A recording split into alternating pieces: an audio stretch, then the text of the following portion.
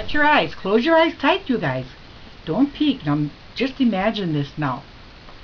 On a very dark and moonless night last December, Reginald Ewing Peabody was driving his car very slowly and most carefully on that particular road in the southwest corner of the county which goes by the 3 houses which had been deserted for so many years. He was driving very slowly, for he was having trouble seeing the road. His headlights were very dim, and it was obvious to Reginald Ewing Peabody that something was drastically wrong with the battery of his car. Oh, it was going uphill and downhill with great monotony, and it was curving this way and that way.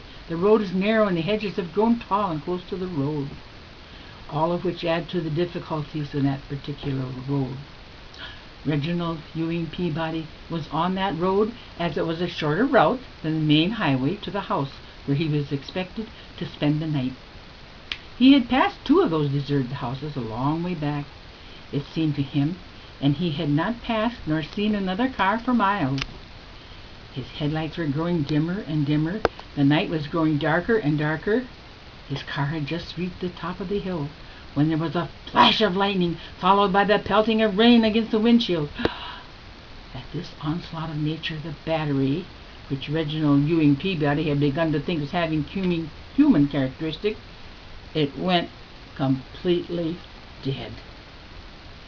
And there was Reginald Ewing Peabody, miles from any village. He had seen the outline of a house over to the left when the flash of lightning lessened the blackness of the night for a moment. He needed some shelter from the storm, for his car was old and far from waterproof. He thought that it was possible there might be someone living in that house, and he might be able to telephone the nearest garage. So he buttoned up his overcoat, turned up the collar, and made a run for the house. At the road there was a gate which creaked and moaned as he opened it.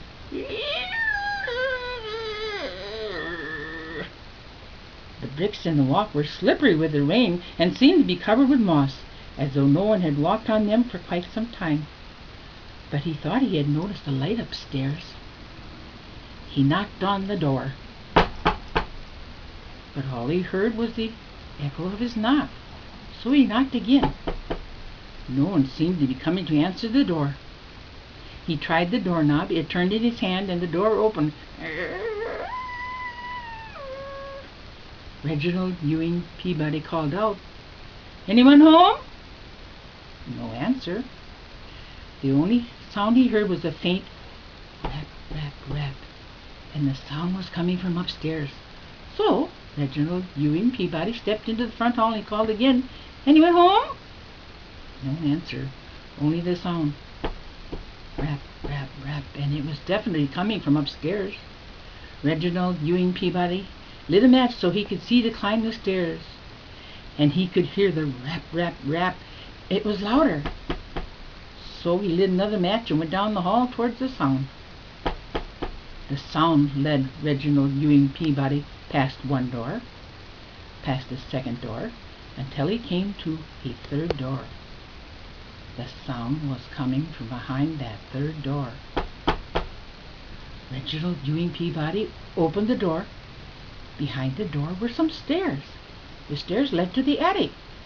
So he lit another match, and he climbed the attic steps, and all the time the rap, rap, rap was getting louder and louder, and Reginald Ewing Peabody stepped onto the attic floor. He looked all around the attic. He could hear the rapping sound. At last he noticed the door. The rapping sound was coming from behind that door. Oh my! Rap, rap, rap! The sound was getting louder. Reginald Ewing Peabody reached the door and he opened it. Oh, he looked in the closet. On the shelf of the closet was a box. The rapping sound was coming from that box. Reginald Ewing Peabody opened the box. Inside was a roll of wrapping paper.